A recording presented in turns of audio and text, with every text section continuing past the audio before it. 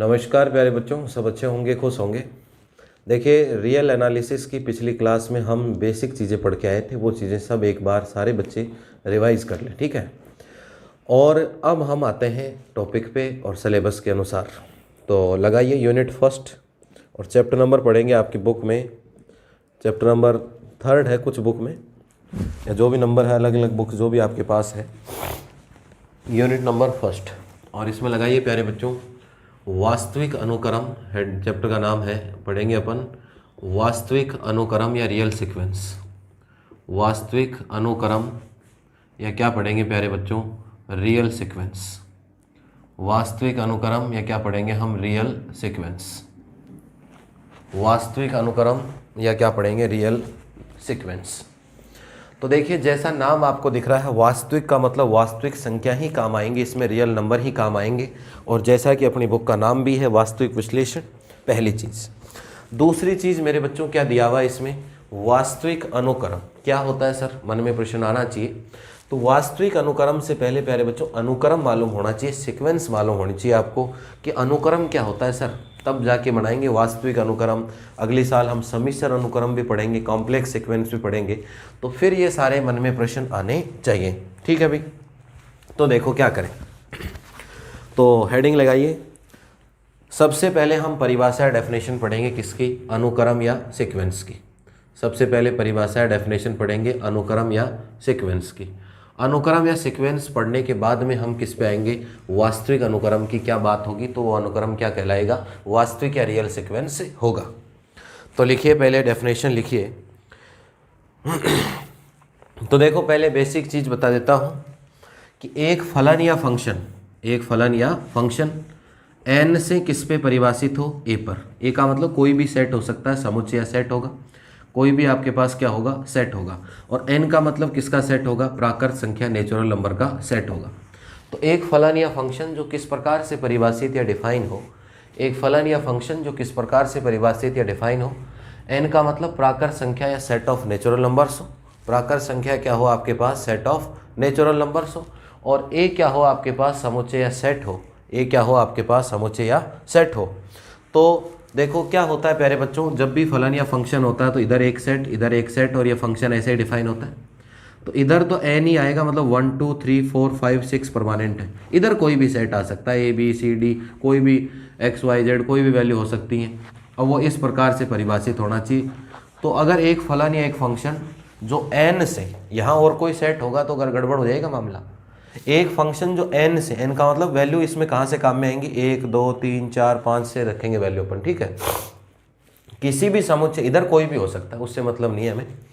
तब उसे हम क्या कहेंगे, अनुक्रम या सीक्वेंस कहेंगे। बहुत आसान सा तरीका है, देखो चीज़ों को मैं हर चीज़ के लिए उदाहरण लेके चलूँगा। उदाहरण दिमाग में घूमना चाहिए आपके। अब देखो, कोई भी अनुक्रम पूछे आपसे तो ये जिसके ये दिमाग में ये इमेज या फोटो घूमती है, उसकी तो बात हो जाएगी सही, उसको तो परिभाषा रटने की ज़रूरत है नहीं। और जो मैं ऊपर थ्योरी लिखाऊंगा वो जो रटेगा फिर मामला गड़बड़ है। और रोज़ जो डेफिनेशंस लिखाएंगे वो याद करनी है, तब जाके आगे चीज़ें समझ में आएंगी। और अगर शुरू की परिभाषा या डेफिनेशन अच्छे से याद कर ली, जिस बच्चे ने समझ के थोड़ी बहुत घर पे प्रैक्टिस कर ली, वो पूरी बुक सबसे आसान बुक लगेगी उस बच्चे को। और मैं जब पढ़ाता हूँ तो सबसे आसान बुक मानी जाती है ये, और कोई पढ़ाता है तो सबसे टिपिकल बुक ये मानी जाती है। वो पढ़ने और पढ़ाने दोनों का ही अंतर आता है चीज़ों का, ठीक है। तो लिखिए दोस्तों, यदि कैपिटल A, परिभाषा लिखिए, यदि कैपिटल A एक अरिक्त समुच्चय है, यदि कैपिटल A एक अरिक्त समुच्चय है, यदि कैपिटल A एक अरिक्त समुच्चय है, if capital A be a non empty set, if capital A be a non empty set, if capital A be a non empty set, तब प्राकृत संख्याओं के समुच्चय, तब प्राकृत संख्याओं के समुच्चय n से, तब प्राकृत संख्याओं के समुच्चय n से समुच्चय a पर परिभाषित, तब प्राकृत संख्याओं के समुच्चय n से समुच्चय a पर परिभाषित, समुच्चय a पर परिभाषित प्रत्येक फलन, समुच्चय a पर परिभाषित प्रत्येक फलन, समुच्चय a पर परिभाषित प्रत्येक फलन, समुच्चय A पर परिभाषित प्रत्येक फलन एक अनुक्रम कहलाता है, एक अनुक्रम कहलाता है। then every function defined from the set of natural numbers capital N, then every function defined from the set of natural numbers capital N to any set A, to any set capital A is called sequence.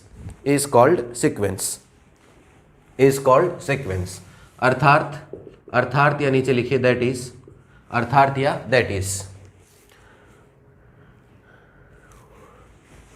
f कोई भी function n से किस पे परिभाषित हो, a पर, अर्थात f n to a। तो इधर हमेशा परमानेंट होता है, इधर का नहीं बदल सकते, इधर तो एक ही जगह b भी सेट हो सकता है, कोई c भी हो सकता है, लेकिन एक ऐसा फलन या फंक्शन जो प्राकृत संख्याओं के समुच्चय से किस पे परिभाषित हो, किसी भी सेट a पर, डिफाइंड ऑन नेचुरल नंबर के सेट से किसी भी सेट पे परिभाषित हो, तो उसे हम क्या कहते हैं, अनुक्रम या सीक्वेंस कहते हैं। बच्चों बात सबके समझ में आ गई, बात सबके समझ में आई भी, ठीक है। अब देखिए आगे बढ़ते हैं, नेक्स्ट डेफिनेशन।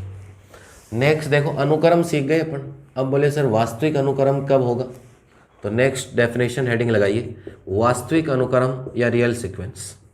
वास्तविक अनुक्रम या रियल सीक्वेंस, वास्तविक अनुक्रम या रियल सीक्वेंस, वास्तविक अनुक्रम या किसकी परिभाषा पढ़ेंगे, रियल सीक्वेंस। देखो बहुत ही आसान डेफिनेशन है, बहुत ही आसान डेफिनेशन है। अगर आपका ये जो अनुक्रम या सीक्वेंस था n से कहाँ a पर, a कोई भी समुच्चय हो सकता है, कोई भी सेट हो सकता है, तब तो हम इसको क्या कहते थे, अनुक्रम या सीक्वेंस कहते थे। लेकिन अगर a की जगह कौन सा समुच्चय आ जाए, r का मतलब वास्तविक संख्याएं आती हों, इधर तो n परमानेंट होता है, इधर अगर a की जगह r आ जाए तो इस अनुक्रम का नाम क्या बदल जाएगा, वास्तविक अनुक्रम या रियल सीक्वेंस। अब जैसे r की जगह मान लो c आ जाएगा, अगली साल आएगा, तो इसको हम क्या पढ़ेंगे, समिश्र अनुक्रम, कॉम्प्लेक्स सीक्वेंस हो जाएगी आपके पास। भाई कौन सी सीक्वेंस होगी, कॉम्प्लेक्स सीक्वेंस हो जाएगी। तो एक फलन या फंक्शन जो कहाँ से डिफाइन हो, n से r पर, n से a पर तो कोई भी हो सकता है ये तो, लेकिन जो a सेट है अगर वो r बन जाए, वास्तविक संख्या आती हो यहाँ पर, तो उस अनुक्रम या सीक्वेंस को हम क्या कहेंगे, उस अनुक्रम या सीक्वेंस को हम क्या कहेंगे, वास्तविक अनुक्रम।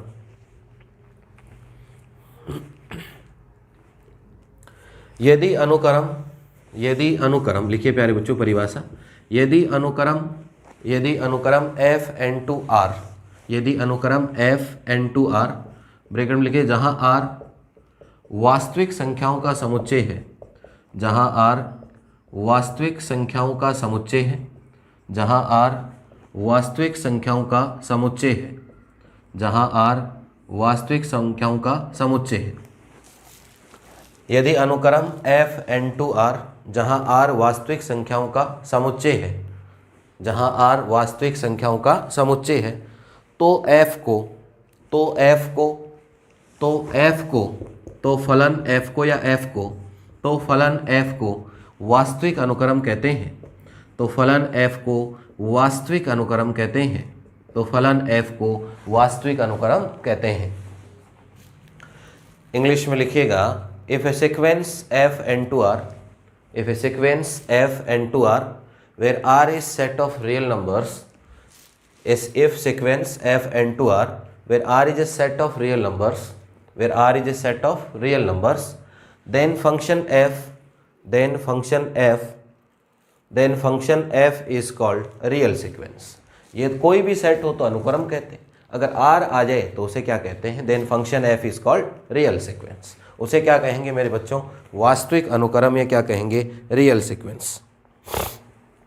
उसे क्या कहेंगे, वास्तविक अनुक्रम या रियल सीक्वेंस। f कह दो, या इसको ऐसे भी लिख सकते हैं, अर्थात f नाम भी दे सकते हो, f n टू r, ये कौन सा अनुक्रम है, वास्तविक। या अपनी बुक में जहाँ भी f नाम नहीं देगा, x नाम देता है, फंक्शन f की बजाय क्या नाम देता है, x। तो x n टू r का मतलब क्या होगा, एक x क्या है, अनुक्रम या सीक्वेंस है। इधर तो अनुक्रम या सीक्वेंस में n होता ही है, और इधर r आ गया, तो इसका मतलब कौन सा अनुक्रम है, वास्तविक अनुक्रम। कौन, x वास्तविक अनुक्रम, ये क्या है आपके पास, रियल सीक्वेंस है मेरे बच्चों। अब बोले सर अनुक्रम तो बन गया, अनुक्रम तो बन गया, अब अनुक्रम को लिखे कैसे, अनुक्रम को लिखें कैसे, अनुक्रम या सीक्वेंस को लिखें कैसे। तो देखो दोस्तों भाई, अब पूरी बुक में मैं जब भी कहूँगा ना अनुक्रम, मैं पूरी बुक में जब भी कहूँगा ना अनुक्रम या सीक्वेंस, तो अनुक्रम का मतलब ये अनुक्रम मत समझना, ये मत समझना। अनुक्रम का मतलब कौन सा समझना, वास्तविक अनुक्रम ही समझना। मैं जब भी कह दूं एक अनुक्रम एक सीक्वेंस, तो आपके तुरंत दिमाग में आना चाहिए कि n से r, इधर n की वैल्यू है, इधर कोई भी r समुच्चय से कोई भी 1/4 1/8 कोई वैल्यू होगी, 2 5 8 जो वैल्यू होगी, लेकिन n से r परिभाषित होगा एक फंक्शन। तुरंत आपके दिमाग में ये दौड़ना चाहिए। बात समझ में आई सबके। जब भी मैं पूरी बुक में कहूँगा अनुक्रम या सीक्वेंस, तो मेरे प्यारे बच्चों आपके दिमाग में क्या आना चाहिए, तुरंत आपके दिमाग में आना चाहिए कि सर अनुक्रम की मतलब कौन से अनुक्रम की बात कर रहे हैं सर, सर बात कर रहे हैं वास्तविक अनुक्रम, या कौन से अनुक्रम की बात कर रहे हैं सर, सर बात कर रहे हैं रियल सीक्वेंस की। बात क्लियर सबके। अब बोले सर एक तो अनुक्रम को इतना बड़ा ही लिखना पड़ेगा क्या हमेशा, कि xn/r xn/r, तो कैसे लिखना है। तो देखो बेसिक चीज़ें हैं, ये डेफिनेशंस है, इनके बिना न तो आगे क्वेश्चन होगा नहीं आगे थ्योरम होगी। एग्जाम में थ्योरम आएंगे और क्वेश्चन आएंगे प्यारे बच्चों।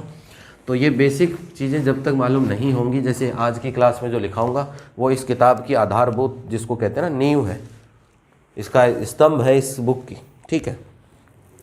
अब लिखिए अनुक्रम का निरूपण, कि अनुक्रम को सर दिखाएंगे कैसे, एक एक चीज़ बता देंगे। देखो अनुक्रम का निरूपण, अनुक्रम का निरूपण या रिप्रेजेंटेशन ऑफ सीक्वेंस, रिप्रेजेंटेशन, अनुक्रम का निरूपण या रिप्रेजेंटेशन ऑफ सीक्वेंस, अनुक्रम का निरूपण या रिप्रेजेंटेशन ऑफ सीक्वेंस, अनुक्रम का निरूपण या रिप्रेजेंटेशन ऑफ सीक्वेंस, अनुक्रम का निरूपण या रिप्रेजेंटेशन ऑफ सीक्वेंस। ठीक है बच्चों, अनुक्रम का निरूपण या रिप्रेजेंटेशन ऑफ सीक्वेंस। भाई अनुक्रम तो अभी भी बताया कैसे लिखा जाता है, अनुक्रम तो कैसे लिखा जाता है, यही होता है कोई वास्तविक अनुक्रम या रियल सीक्वेंस xn/2 क्या होता है प्यारे बच्चों r, यही होता है आपके पास। अब ये थोड़ी कहेंगे बार बार कि एक फलन होगा, एक फलन होगा, इधर n आएगा इधर r आएगा, ये थोड़ी कहेंगे बार बार, नहीं कहेंगे, बिल्कुल नहीं कहेंगे। इधर n होगा इधर r होगा, इतना नहीं कहेंगे। अनुक्रम या सीक्वेंस को लिखा कैसे जाता है कि सर ये अनुक्रम है, ये अनुक्रम है। तो देखो अनुक्रम के अंदर आपको मालूम है कि देखो इधर रफ में देखो, ये n सेट होता है, ये r सेट है आपका, इधर ये फंक्शन परिभाषित है, n में तो परमानेंट वैल्यू है, इधर कोई भी आ सकती है। जैसे मान लो फंक्शन x² का है, तो ये 1 का 1, 2 का 4, 3 का 9, 4 का 16, इस तरीके से होगा ये आपके पास, फंक्शन x² का है। ठीक है, हो गई बात। अब बोले सर कैसे लिखें, तो अनुक्रम या सीक्वेंस को ऐसे बताएंगे कि एक फंक्शन था, n की वैल्यू 1 2 3 4 रखनी नहीं, तो अनुक्रम या तो ऐसे पढ़ लो, किसी को अगर पढ़ना हो तो अनुक्रम, और इसमें वैल्यू रखनी होती है 1 2 3 रखेंगे तो देखो 1 रखेंगे तो ये पहला आंसर, 2 रखेंगे तो दूसरा, 3 रखेंगे तो तीसरा, 4 रखेंगे तो चौथा आएगा। तो अनुक्रम एक्शन या तो ऐसे पढ़ो, n की वैल्यू कहाँ से रखनी है, 1 2 3 4 5, 1 रखना तो पहली वैल्यू, 2 रखेंगे दूसरी, 3, या तो ऐसे पढ़ लो अनुक्रम एक्शन, इतना बड़ा पढ़ लो, या इतना ही लिखना पड़ेगा, या फिर ऐसे लिख दो प्यारे बच्चों, ये ब्रैकेट लगाओ एक्शन। ये जब तक देखो अभी और चीज़ें क्लियर करूँगा। ये तो कौन सा पद होता है, पहला, तो ये तो x1 हुआ, ये दूसरा पद है, ये x2, ये x3, ये x4, ऐसे ही चलते जाएंगे तो nवां पद आएगा xn, अनंत तक जाते रहेंगे, वैल्यू तो चलती रहेंगी नीचे तक। अगर आपने ऐसे xn लिख दिया तो सिर्फ और सिर्फ इस एक की बात हो रही है, बिना कोष्टक के अगर xn लिखा तो सिर्फ और सिर्फ कितने पदों की बात होगी, एक की। कौन से की, nवें की, nवें पद की, पहले दूसरे तीसरे चौथे किसी की बात नहीं होगी, nवें की होगी। और अगर इसके एक्शन के ब्रैकेट लगा दिया तो ये क्या होगा, अनुक्रम। या तो देखो ब्रैकेट नहीं लगाते हो तो पहले सब लिखना पड़ेगा अनुक्रम या सीक्वेंस, तो सब की बात होगी इनकी, सारे के सारे, ये जितने भी आएंगे 1 4 9 16, जैसा भी सवाल है आपका। और अगर ऐसे ही लिख दिया एक्शन या अनुक्रम नहीं लिखा, इसका मतलब सिर्फ और सिर्फ एक की बात हो रही है, n वाले की, और किसी की बात नहीं हो रही। तो अगर ब्रैकेट नहीं लगाते हो तो हमेशा सब लिखा करो अनुक्रम, या इंग्लिश में कहें तो क्या सब लिखेंगे, सीक्वेंस। ठीक है, और अगर ये नहीं लिखना चाहते हो तो ये ब्रैकेट लगा दो, अब मैं जैसे आगे सवालों में बोलूँगा एक अनुक्रम एक्शन, तो आपको क्या लिखना है, एक अनुक्रम एक्शन। ये लो, ये पूरी बात हो गई। आगे बोलूँगा मैं सवालों में ए सीक्वेंस एक्शन, एक अनुक्रम एक्शन। तो आपको मेरे बच्चों क्या करना है, एक और फिर ऐसे नहीं लिखना एक अनुक्रम एक्स एन, ऐसे नहीं लिखना, आपको ऐसे लिखना एक अनुक्रम या सीक्वेंस एक्शन। और एन की वैल्यू 1 2 3 4 अनंत तक जाती। या इसको आप ऐसे भी लिख सकते हो, ये ब्रैकेट लगा के भी लिख सकते हो, या ऐसे भी लिख सकते हो, लेकिन ये कोई ज़रूरत नहीं है कि एन की वैल्यू 1 से लेके इनफाइनाइट तक है। एन की वैल्यू 1 से कहाँ तक है, इनफाइनाइट तक। ये लिखने की ज़रूरत नहीं है, क्योंकि हमें मालूम है 1 2 3 4 5 अनंत तक जाती है, क्योंकि एन से शुरू होती है। तो 1 से इनफाइनाइट बताने की आपको ज़रूरत नहीं है भाई। एन की वैल्यू आपके पास यहाँ बताने की ज़रूरत नहीं है, एन की वैल्यू 1 से लेके कहाँ तक जाती है, इनफाइनाइट तक। बात समझ में आई सबके? कोई भी अनुक्रम या सीक्वेंस होता है एक्स एन, तो उसमें पहला पद क्या होता है बच्चों, x1, दूसरा क्या होता है x2, तीसरा क्या होता है x3। ऐसे अगर सिंगल लिखा हुआ xn, तो ये क्या होते हैं, ये होता है प्रथम पद। जो बोर्ड पे लिख रहा हूँ ये सारी चीज़ें लिखते चलो। प्रथम पद या इसे कहते हैं फर्स्ट टर्म, इसे क्या कहते हैं हम, फर्स्ट टर्म। प्रथम पद या इसे क्या कहते हैं, फर्स्ट टर्म। इसे क्या कहते हैं, द्वितीय पद, द्वितीय पद या सेकेंड टर्म। इसे क्या कहते हैं, द्वितीय पद या सेकेंड टर्म। इसे कहते हैं द्वितीय पद या सेकेंड टर्म। इसे कहते हैं तृतीय पद या थर्ड टर्म। इसे क्या कहते हैं, तृतीय पद या क्या कहते हैं, थर्ड टर्म। भाई ये लिख दिया, इसमें सारे पद आ जाते हैं, ये बता रहा अपने आप, ये लिखने की। और ये कौन सा पद होता है प्यारे बच्चों, एनवा पद, या इसे कहते हैं एनथ टर्म। एनवा पद या क्या कहते हैं इसे, एनथ टर्म। तो कभी भी अकेला एक्शन लिख दिया बिना कोष्टक के तो सिर्फ एक की बात होगी। अगर ब्रैकेट लग गया इसका मतलब सबकी बात हो गई, पूरे की बात हो गई। पहला, दूसरा, तीसरा, चौथा, पांचवा, जो भी एक रखने से, दो रखने से उत्तर आएंगे, जैसा भी सवाल होगा। नोट कर लो बेटा जितनी बातें अभी तक बताई, यहाँ तक नोट करो।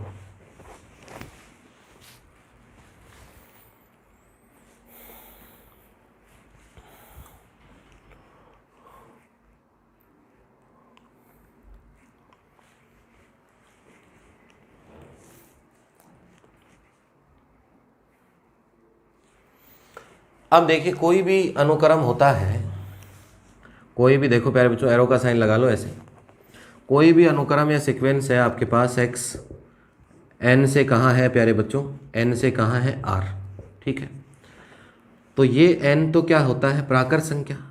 अब वैसे तो फलन ही तो होता है F N to R, function. तो ये तो होता है फंक्शन का क्या होता है आपको मालूम होगा, इसे तो क्या कहते हैं, प्रांत या डोमेन। इधर वाली साइड तो ये तो क्या कहलाती है, प्रांत या डोमेन। और इसे क्या कहते हैं प्यारे बच्चों, परिसर। इधर जो सेट होता है, कोई भी फंक्शन होता है ए से बी, उसमें ये तो क्या कहलाता है, प्रांत या डोमेन। ये तो बेसिक सी बात है। और इधर जो रिजल्ट आते हैं, एक रखने से, दो रखने से जो रिजल्ट आ रहे हैं इधर, ये क्या क्या कहलाते हैं, परिसर या रेंज। तो ये फंक्शन की क्या होती है, परिसर या रेंज। परिसर या रेंज, ये फंक्शन की क्या होता है, परिसर या रेंज होगी आपके पास।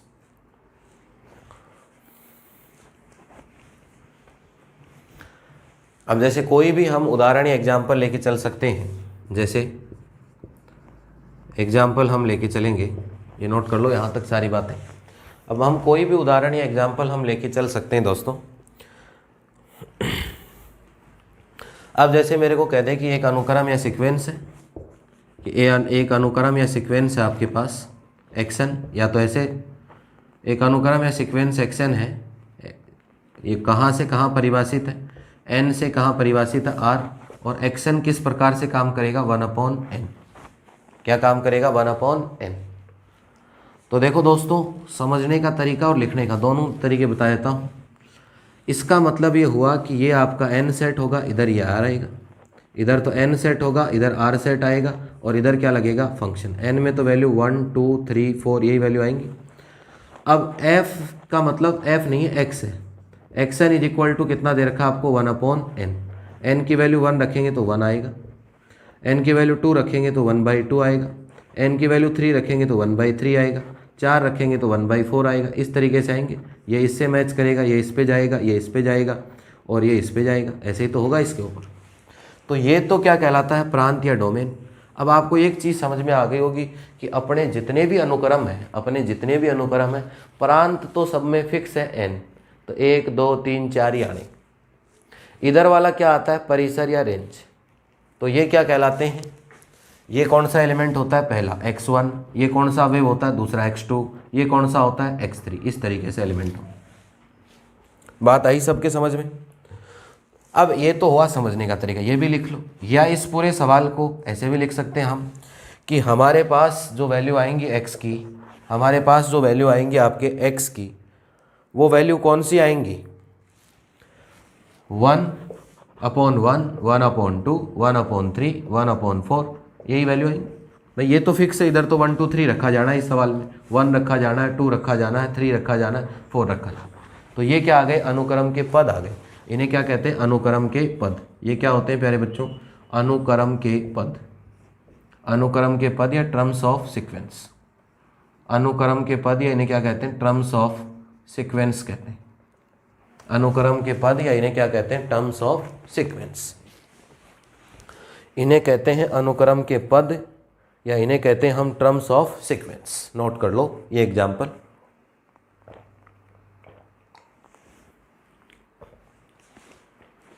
अब मान लो यही सवाल xn is equal to 1/n की जगह n स्क्वायर होता, 1/n की जगह कितना होता n स्क्वायर होता, तो वैल्यू कितनी आती 1 स्क्वायर 4, फिर आती 9, फिर 16, ये अनुक्रम के पद हो जाते हैं।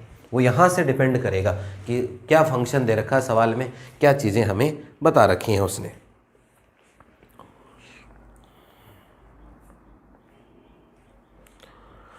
अब एक चीज़ तो क्लियर हो गई कि ये जो अनुक्रम का ये जो प्रांत होता है, ये डोमेन होता है, ये तो हमेशा कौन होगा n ही होगा, क्योंकि n अगर बदल जाएगा तो फिर अनुक्रम ही नहीं होगा। अनुक्रम या सीक्वेंस की परिभाषा में कहा ये तो परमानेंट है, n तो भाई परमानेंट है यहाँ पर आपके पास, ये r होता है।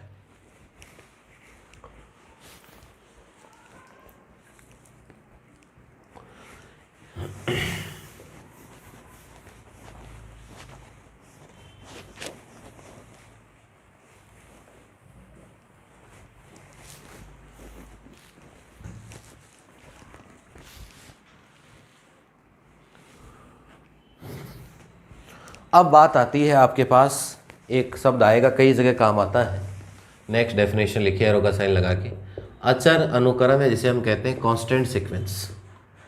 अचर अनुक्रम है जिसे हम क्या कहते हैं दोस्तों कांस्टेंट सीक्वेंस। अचर अनुक्रम है जिसे हम क्या कहते हैं कांस्टेंट सीक्वेंस।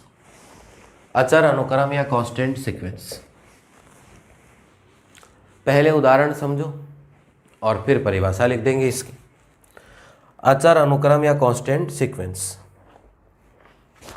अब देखो कांस्टेंट का मतलब होता है कि जो वैल्यू हमेशा एक जैसी बनी रहे उसे हम क्या कहते हैं कांस्टेंट कहते हैं। अब जैसे ये सवाल था, कोई भी सवाल दे रखा है कि बोले एक अनुक्रम है n से r और xn इज इक्वल टू दे रखा उसने 5, xn इज इक्वल टू दे रखा 5, ठीक है भी। अब बोले बताओ निकालो इसको, n की वैल्यू 1 रखेंगे तो 1 2 3 4 यही रखनी है वैल्यू n, और इधर कौन आएगा r। 1 रखो इसमें 5 का 5 रहेगा, 2 रखेंगे 5 का 5 रहेगा, 3 रखेंगे तो x1 आ जाएगा, x2 आ जाएगा, 3 रखेंगे तो x3 आ जाएगा, 5 का 5 रहेगा। पिछले वाले सवाल में देखो n की जगह 1 रखने से 1 आ रहा था, 2 रखने से 1/2 आ रहा था, 3 रखने से 1/3 1/3 आ रहा था। तो वैल्यू बदल रही थी ना इसमें, तो बदल रही थी तो एक कांस्टेंट हुई क्या, नहीं हुई। लेकिन इसमें तो एक ही आंसर आ रहा हमेशा। तो अचर अनुक्रम की क्या डेफिनेशन बनेगी, कांस्टेंट सीक्वेंस की क्या परिभाषा बनेगी कि वो अनुक्रम या वो सीक्वेंस जिसका प्रांत तो ये सबका सेम होता है, जिसका परिसर हमेशा क्या हो अचर हो। तो परिभाषा में 5 थोड़ी बताएंगे, परिभाषा में कोई भी कांस्टेंट c बता देंगे कि xn इज इक्वल टू अगर कांस्टेंट हो तो उसका परिसर हमेशा एक जैसा ही आएगा, रेंज ये परिसर होता है रेंज होती है। तो लिखिए प्यारे बच्चों परिभाषा, एक अनुक्रम या ए सीक्वेंस, एक अनुक्रम या ए सीक्वेंस xn, अभी तो मैं पूरी लिख रहा हूँ, अनुक्रम भी लिख रहा हूँ कोष्टक भी लगा रहा हूँ, फिर अनुक्रम लिखने की जरूरत नहीं है। समझ गए मेरी बात को। जहाँ xn is equal to C, xn is equal to C, C किस में होना चाहिए, r में आता है सी बिलोंग्स टू r, और for all n for all n belongs to capital N। n की कोई भी वैल्यू रख सकते हो आप, 1 रख लो, 2 रख लो, 3 रख लो, 4 रख लो, 5 रख लो, 6 रख लो, को अचर अनुक्रम कहते हैं। को अचर अनुक्रम कहते हैं। को अचर अनुक्रम कहते हैं। को अचर अनुक्रम कहते हैं। ए sequence xn where xn is equal to c belongs to R for all n belongs to capital N, then it is called constant sequence. Then it is called constant sequence. Then it is called constant sequence.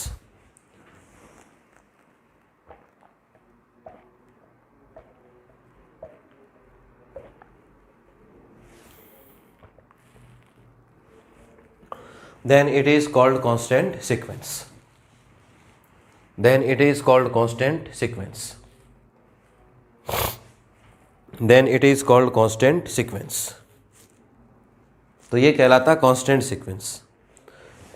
अब इसमें सारे जो result आएंगे अनुक्रम के action के, वो सारे के सारे क्या आएंगे, सी। 1 रखेंगे तो भी सी, 2 रखेंगे तो भी सी, 3 रखेंगे तो सी, 4 रखेंगे तो सी। ये क्या हो गया आपके पास, अचर अनुक्रम या कांस्टेंट सीक्वेंस। 5 होता तो 5 5 आ जाते, लेकिन ये कांस्टेंट नहीं था, तब सारी की सारी वैल्यू बदल दी इसकी। बात आई सबके समझ में? चलो जी आगे बढ़ते हैं बेटा। अब देखिए मेरे भाई, आगे कुछ और इम्पोर्टेंट बातें हम करने वाले हैं इसी से रिलेटेड। ये अब लगाइए नोट, और नोट लगा के कुछ ज्ञानवर्धक बातें आपको बताते हैं। नोट लगाओ,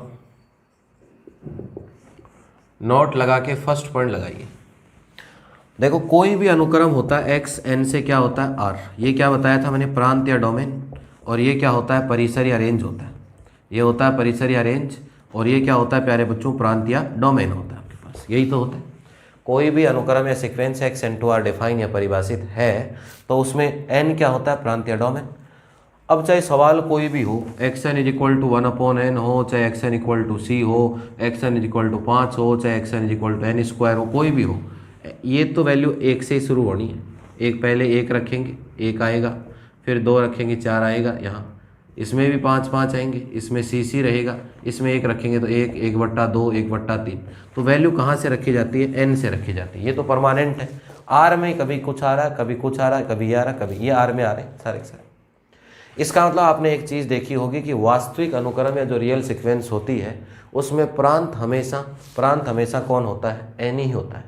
प्रांत कभी भी नहीं बदलेगा। तो नोट नंबर फर्स्ट में लिखिएगा दोस्तों, अनुक्रम का प्रांत सदैव कैपिटल एन होता है। अनुक्रम का प्रांत सदैव कैपिटल एन होता है। अनुक्रम का प्रांत सदैव कैपिटल एन होता है। अनुक्रम का प्रांत सदैव कैपिटल एन होता है। The domain of sequence is always capital N. The domain of sequence is always capital N. तथा अनुक्रम में, आगे लिखिए, तथा अनुक्रम में अनंत पद होते हैं। तथा अनुक्रम में अनंत पद होते हैं। तथा अनुक्रम में अनंत पद होते हैं। And sequence consist in finite terms. And sequence consist in finite terms. तथा अनुक्रम में अनंत पद होते हैं। And sequence consist in finite terms. And sequence consist in finite terms. बोले सर ये कैसे हुए? अरे मेरे भाई देखो, एन की एन ही तो रखा जाना है।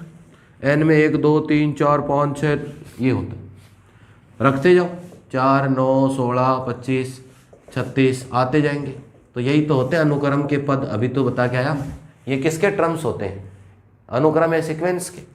अब 5 भी आता ही जाएगा, 5 5 5 5 5 रखते जाओ। सी 1/4 1/5 1/6 आते जाएंगे पद। इसमें क्या है? तो अनुक्रम या सीक्वेंस में मेरे दोस्तों पहला पद, दूसरा, तीसरा, चौथा, पांचवा, छठा, पहला, दूसरा, तीसरा, अब सेम है तो मेरी गलती थोड़ी है, सेम भी हो गई। पहला, दूसरा, तीसरा, चौथा, पांचवा, छठा। तो अनुक्रम या सीक्वेंस में कितने पद होते हैं मेरे दोस्तों? अनंत या इनफाइनाइट टर्म्स होते हैं। ये तो बात किसकी हो गई। अब देखिए दोस्तों, बात किसकी करेंगे, इधर की बात हुई है अभी तक। तो अब देखो परिसर, ये तो क्या कहा n होता है और n में वैल्यू 1 2 3 4 सारी रखनी पड़ेंगी, x1 x2 x3 तो अनंत हो गए। लेकिन परिसर जो होता है वो अनंत भी हो सकता है, अनंत का मतलब परिमित या अनंत का मतलब इनफाइनाइट भी हो सकता है और परिमित भी हो सकता है। परिमित का मतलब फाइनाइट, निश्चित भी हो सकता है। कैसे, आपके सामने ये सवाल दिख रहे हैं आपको, इसमें तो 1 4 9 16 25 36 ये परिसर ही तो है, ये परिसर में तो आएंगे वैल्यू। जैसे आप रखोगे भाई एन स्क्वायर वाला सवाल था तो 1 4 3 रखने से 9, ये परिसर की वैल्यू है। अब इस सवाल में तो वैल्यू आती ही जाएंगी, इस सवाल में तो आर परिसर या रेंज में कितने पद आएंगे, अनंत आएंगे, चलता रहेगा चलता रहेगा, हिम्मत आपकी चाहिए चलाने की। लेकिन इसी सवाल में देखें तो 5 5 5 5 5, ये भी 5 ये भी 5 ये भी 5, तो एक ही वैल्यू आ रही है बार बार, फिक्स वैल्यू है 5। तो ये इस केस में क्या हो गया, सीमित या फाइनाइट हो गया, परिमित हो गया। और इस केस में ऊपर वाले सवाल में चलता ही जाएगा, 36 49 जो भी 64 आएगा आपका, आगे से आगे चलता रहेगा। तो इस वाले केस में अनुक्रम या सीक्वेंस क्या हो गया आपके पास, अपरिमित हो गया। आगे लिखिए प्यारे बच्चों, सेकंड पॉइंट लगा के, अनुक्रम का परिसर, ये क्या होता है, परिसर या रेंज। अनुक्रम का परिसर, अनुक्रम का परिसर अनंत या सीमित या परिमित, अनुक्रम का परिसर अनंत या परिमित कोई भी हो सकता है। अनुक्रम का परिसर अनंत या परिमित कोई भी हो सकता है। अनुक्रम का परिसर अनंत या परिमित कोई भी हो सकता है। The range of sequence, the range of sequence may be finite or infinite. The range of sequence may be finite or infinite. The range of sequence may be finite or infinite. उदाहरण आपके सामने पेश कर ही दिए मैंने कि इन उदाहरणों की सहायता से हम भली भांति चीज़ों को समझ सकते हैं। और एग्जाम्पल्स ले लेते हैं, देखो और उदाहरण अभी लेके चलते हैं, देखो और समझ में आ जाएंगी चीज़ें। जैसे हम कोई भी सवाल ले लिया, एक एग्जाम्पल और लिख लो नीचे। एग्जाम्पल दे रखा हमें xn/r दे रखा कोई xn/r, ठीक है। और जहाँ xn बता रखा आपको, जहाँ या वेयर xn, जहाँ या where xn is equal to दे रखा आपको -1 की पावर n। ये अब देखो आपको मालूम है xn इज इक्वल टू दे रखा -1 की पावर n, पूरा लिख लो ये जैसे मैं बना रहा हूँ, समझ में तो आए, बाद में दिक्कत नहीं आए। इधर तो वैल्यू 1 2 3 4 5 परमानेंट है, 1 रखो इसमें n की जगह -1, 2 रखो -1 की पावर 2 +1, 3 रखो -1, 4 रखो +1, 5 रखेंगे पावर -1, 6 पावर रखेंगे +1। ये ऐसे ही बनेगा, ये इससे मैच हो गया, इससे मैच हो गया, ऐसे ये हो।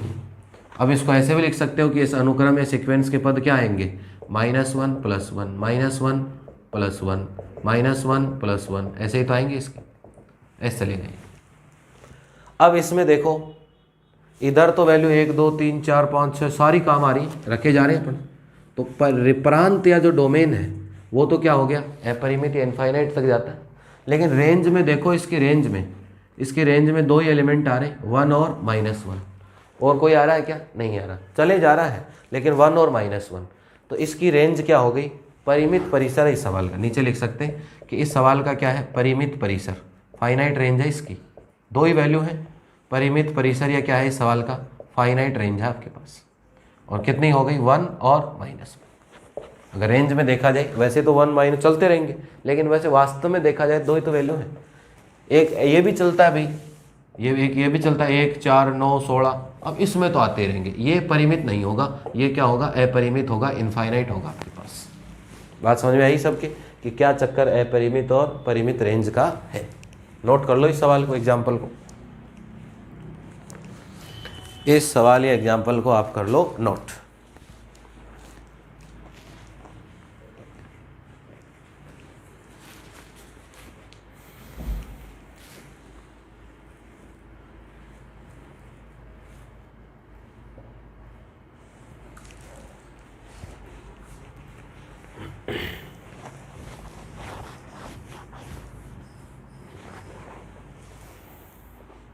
देखो हर चीज़ का उदाहरणीय एग्जाम्पल अपने पास है, इसलिए अपनी पढ़ाई की रियल बहुत आसान होती है, क्योंकि हर चीज़ का उदाहरणीय एग्जाम्पल, और उदाहरणीय एग्जाम्पल तब बन पाते हैं जब आपका कंसेप्ट माइंड क्लियर हो। ये किताब रट के पढ़ाने वाली किताब नहीं है, या कोई तरीका सीख के पढ़ाने वाली किताब नहीं है, हर बात अलग अलग होती है इसमें। और उदाहरण अगर आप सीखते चले जाओगे साथ साथ में तो किताब पढ़ने का मज़ा है, और अगर आपके पास उदाहरण नहीं है तो किताब फिर बोरिंग लगने लग जाती है, ना समझ में आता है। तो रोज़ का रोज़ पढ़िएगा भाई, साथ साथ पढ़ने का भी मज़ा आएगा। अब देखो, कोई दो अनुक्रम सर बराबर भी हो सकते हैं क्या? सारी चीज़ें करेंगे, बेसिक बातें कि सर कोई दो अनुक्रम बराबर भी हो सकते हैं क्या? तो नोट नंबर फर्स्ट लगा लिया, सेकंड लगा लिया, अब लगाओ थर्ड। अनुक्रम या सीक्वेंस, अनुक्रम या सीक्वेंस xn तथा yn, अनुक्रम या सीक्वेंस xn तथा yn बराबर या समान होंगे, समान होते हैं यदि, समान होते हैं यदि xn is equal to yn, xn is equal to yn। लिखो एक बार फिर समझाता हूँ। दो अनुक्रम शुरू में लिख लीजिए, दो लिखो तो लिख दो, नहीं दो बताई दिए। दो अनुक्रम xn तथा yn समान होते हैं यदि xn is equal to yn। Two sequences xn and yn are equal, two sequences xn and yn are equal if xn equal to yn. Two sequences xn and yn are equal, two sequences xn and yn are equal if xn is equal to yn, if xn is equal to yn. अब देखिए भी इसका मतलब क्या हुआ इन चीज़ों का मतलब क्या हुआ कि जैसे एक सवाल ये था, कोई दूसरा मान लो ये दे दे y, कोई n से r, जरूरी थोड़ी f नाम दे दे, x दे दे, z, कोई भी नाम दे सकता है अगला। अब y देगा तो यहाँ yn बताएगा -1 की पावर n। अब कोई कहे कि ये दो अनुक्रम हैं, ये x और y ये बराबर हैं क्या? ये बराबर तभी हो सकते हैं जब इनका जो ये दिया गया फंक्शन है ये बराबर होना चाहिए। ये बराबर होगा तो ही बराबर कहेंगे इन xn और yn को, अदरवाइज हम बराबर नहीं कह सकते कि कोई भी दो सीक्वेंस या कोई भी दो अनुक्रम क्या होंगे, बराबर होंगे। तो ये प्यारे बच्चों था कंसेप्ट किसका? अनुक्रम या सीक्वेंस का। अब इसमें और कई नई चीज़ें सीखेंगे, वहाँ से फिर और अलग क्वेश्चन बनेंगे, लेकिन ये एक टाइप का कंसेप्ट था। तो आपका इतना ही काम करना है कि सीक्वेंस या अनुक्रम की परिभाषा, वास्तविक अनुक्रम क्या होता है, रियल सीक्वेंस क्या होती है भाई, लिखते कैसे हैं, ब्रैकेट लगा के लिख देंगे तो अनुक्रम पूरा होता है, बिना ब्रैकेट लिख दें तो सिर्फ एक ही पद की बात होती है, क्या परिसर या रेंज होता है, क्या प्रांत या डोमेन होता है, क्या कुछ एग्जाम्पल्स बताएं वो किस तरीके से लिखे जाते हैं, क्या कांस्टेंट सीक्वेंस होती है, अचर अनुक्रम क्या होता है। तो ये सारी चीज़ें जो आपको बताई, ये सारी चीज़ें आपके कंसेप्ट वाइज क्लियर होनी चाहिए, तब अगली क्लास पढ़ने का मज़ा आएगा। तो इतना काम कीजिए, एक एक टॉपिक वाइज चलता हूँ भाई मैं, ऐसा नहीं है कि आज यहाँ आधे बीच में छोड़ के चला गया फिर कल यहाँ से शुरू करूँगा कि एक नोट बाकी रह गया, ऐसा नहीं करता। बिल्कुल आराम से पढ़िए, एक टॉपिक को एक क्लास में लेते हैं, उसमें चाहे आधा घंटा लगे, चाहे उसमें 50 मिनट लगे, चाहे उसमें 40 मिनट लगे, चाहे 35 मिनट लगे, समय की अपने पास सीमाएं नहीं है, लेकिन उस मोड पे छोड़ के जाऊँगा जिस मोड पे एक टॉपिक क्या हो जाएगा, कंप्लीट हो जाएगा। बात समझ में आई सबके? तो वो कोई टाइम का इशू नहीं है, टाइम इशू वहाँ होता है जब टाइम पास का काम होता है। अब क्लास का मतलब अपनी क्लास में क्लास ही होती है, एक भी इधर उधर की अपन बात नहीं करते हैं। इसका मतलब क्लास का मतलब क्लास, और क्लास में मैं उस मोड पे छोड़ के जाता हूँ जहाँ उस दिन की सारी चीज़ें क्लियर हो जाए, अगले दिन आए तो नई चीज़ के साथ आए फिर, ठीक है। अब मैं यहाँ एक नोट तो लिखा जाऊँ और दो नोट और, फिर आप देखो कल कहाँ थे, कल वाली बात गायब हो जाती है दिमाग से, तो फिर पढ़ने का मज़ा नहीं आता। समझ गए बातें? बाकी विद्वान विद्यार्थी आप लोग पढ़िए, आनंद कीजिए, ठीक है भाई। मिलते हैं अगली क्लास में, धन्यवाद सबको।